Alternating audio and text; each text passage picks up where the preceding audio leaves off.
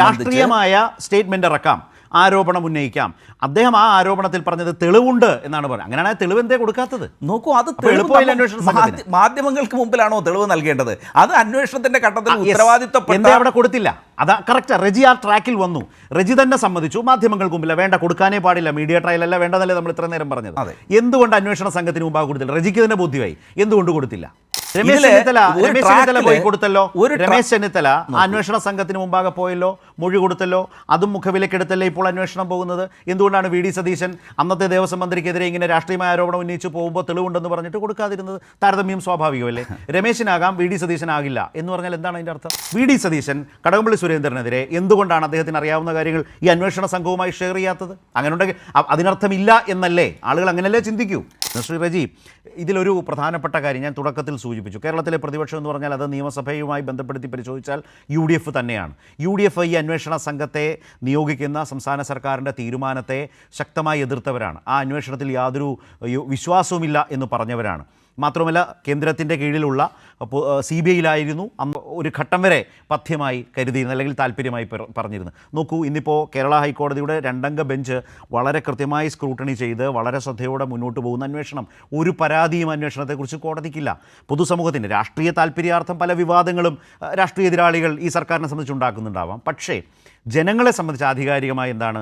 ഈ പ്രത്യേക അന്വേഷണ സംഘം വളരെ സമഗ്രമായി, വളരെ ശാസ്ത്രീയമായി, ശരിയായ രീതിയിൽ അന്വേഷണത്തെ കൊണ്ടുപോകുന്നു, കോടതി ശരിവെക്കുന്നു. ആ നിലയിൽ ആളുകൾ ഉറ്റുനോക്കുകയാണ് അന്വേഷണത്തെ. ഞാൻ അതുകൊണ്ടാണ് പറഞ്ഞത്, ആ അന്വേഷണത്തിൽ വിശ്വാസമില്ല എന്ന് പറഞ്ഞവരാണ് ഈ പ്രതിപക്ഷം എന്നുള്ളത് കൂടിയുണ്ട്. ഇന്നത്തെ കടകംപള്ളിയുടെ കാര്യത്തിലേക്ക് വരുമ്പോൾ പ്രതിപക്ഷ നേതാവായ വി ഡി സതീശൻ എന്തേ നാളിതുവരെ മുമ്പ് രമേശ് ചെന്നിത്തലയുടെ കാര്യത്തിൽ പറഞ്ഞതുപോലെ ഉന്നയിച്ച ആരോപണവുമായി ബന്ധപ്പെട്ട തെളിവുകൾ പൊതുസമൂഹത്തിന് മുമ്പാകെ നൽകാത്തത്? കോടതിയിൽ കൊടുത്തോളാം എന്നാണ് പറഞ്ഞത്. ഇതുവരെ അതും ചെയ്തിട്ടില്ല. അതല്ലേ ഇതിനകത്തെ തിരിച്ചുയരുന്ന ചോദ്യങ്ങൾ, പ്രതിപക്ഷവുമായി ബന്ധപ്പെട്ട് ഉയരുന്ന ചോദ്യങ്ങൾ.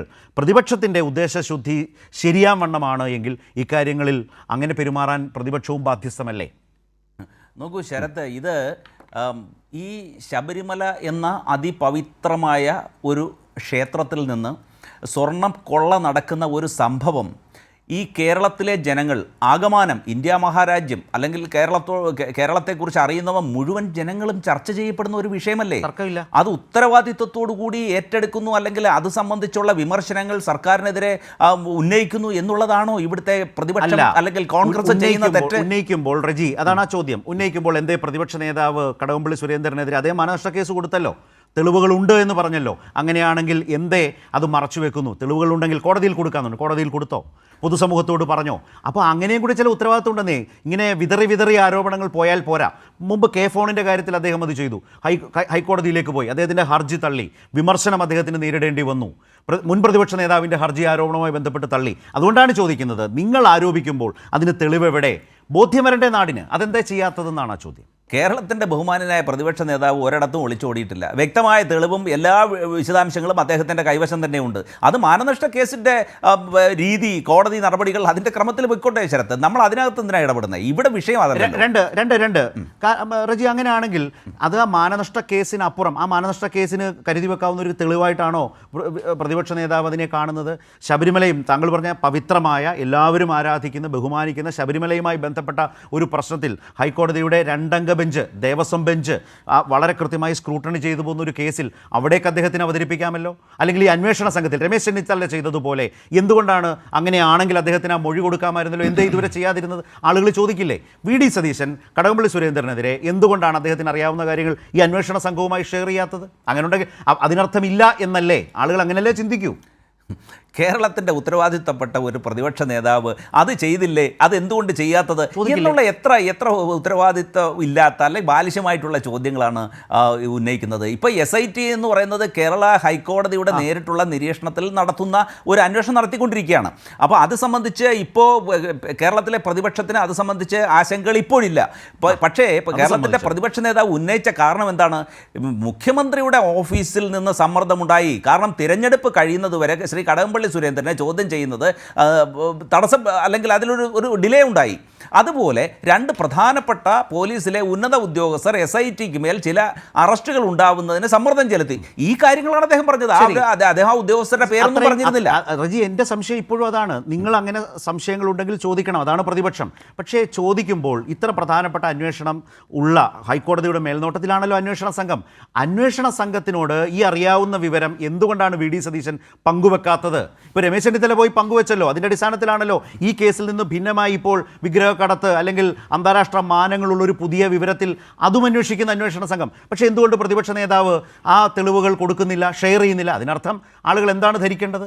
റെജിക്കാണ് അങ്ങനെ ഒരു ധാരണയുണ്ട് എങ്കിൽ, ഒരു അറിവുണ്ട് എങ്കിൽ, ഒരു അന്വേഷണം നടക്കുമ്പോൾ അതുമായി സഹകരിച്ച് പങ്കുവെക്കില്ലേ? നിങ്ങൾ അന്വേഷണത്തെ എതിർക്കുന്നില്ല, അംഗീകരിക്കുകയാണ്, അപ്പോൾ കൊടുക്കണ്ടേ? അങ്ങ് എന്താണ് പറയാൻ ഉദ്ദേശിക്കുന്നത്? കേരളത്തിലെ പ്രതിപക്ഷ നേതാവ് വളരെ ഉത്തരവാദിത്വത്തോടുകൂടി ഇതിൻ്റെ ഓരോ അന്വേഷണ ഘട്ടവും വളരെ സൂക്ഷ്മതയോടെ നിരീക്ഷിച്ചുകൊണ്ട് ഓരോ നിരീക്ഷണങ്ങളും വിമർശനങ്ങളും ഉന്നയിക്കുന്നുണ്ട്. അപ്പോൾ ഇന്നത്തെ ദിവസം എന്താണ്? ഇന്നത്തെ ദിവസം മുൻ ദേവസ്വം മന്ത്രി എന്ന നിലയിൽ കടകംപള്ളി സുരേന്ദ്രനെ വിളിച്ച് മൊഴിയെടുത്തു. അത് പ്രധാനപ്പെട്ട വാർത്തയായി വന്ന് നിൽക്കുമ്പോൾ അങ്ങനെ ഒരു ആ സാഹചര്യത്തിൽ അദ്ദേഹം പറഞ്ഞെന്താണ്? അന്ന് മന്ത്രി എന്ന നിലയിൽ കാര്യങ്ങൾ എന്നോട് ചോദിച്ചു, ഞാൻ കാര്യങ്ങൾ പറഞ്ഞു. ഇതാണ് അദ്ദേഹം പറഞ്ഞത്. അദ്ദേഹത്തെക്കുറിച്ച് പ്രതിപക്ഷ നേതാവ് ആരോപണം ഉന്നയിച്ചു ഇതേ വിഷയവുമായി ബന്ധപ്പെട്ട്.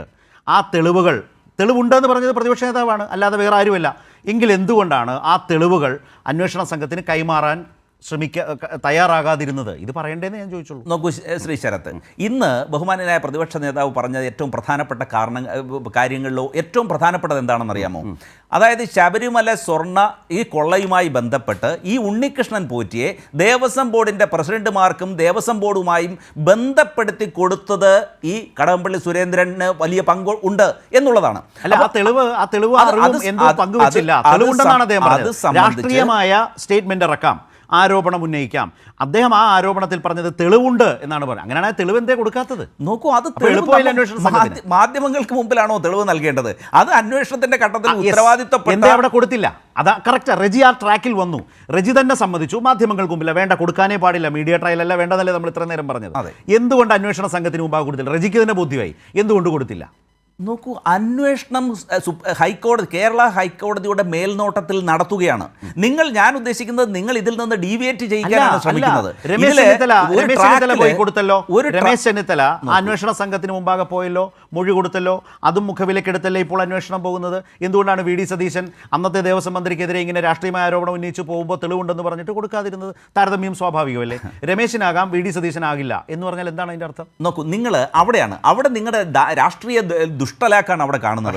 ഇപ്പം രമേശ് ചെന്നിത്തല, ബഹുമാന്യനായ രമേശ് ചെന്നിത്തലയ്ക്ക് അന്താരാഷ്ട്ര വിഗ്രഹ കള്ളക്കടത്ത് സംഘവുമായി അതിൽ നിന്ന് അറിവ് ലഭിച്ച ഒരു വ്യവസായി അദ്ദേഹത്തിനോട് ചില വിവരങ്ങൾ പറഞ്ഞു. ഒരു ഉത്തരവാദിത്തപ്പെട്ട ഒരു മുൻ ആഭ്യന്തരമന്ത്രിയും മുൻ മന്ത്രിയും അതുപോലെ മുൻ പ്രതിപക്ഷ നേതാവും എന്നുള്ള നിലയിൽ അദ്ദേഹം ആ വിവരം SITക്ക് ഒരു കത്ത് മുഖേന അറിയിച്ചു. SIT അദ്ദേഹത്തെ ക്ഷണിച്ചു ആ വിവരങ്ങൾ ലഭ്യമാക്കുക എന്ന് പറഞ്ഞിട്ട്. ആ ഘട്ടത്തിൽ അദ്ദേഹം അത് സംബന്ധിച്ച് അദ്ദേഹത്തിന് ലഭ്യമായ വിവരങ്ങൾ കൈമാറി. ഇവിടെ അങ്ങനെ വല്ലതും വന്നിട്ടുണ്ടോ?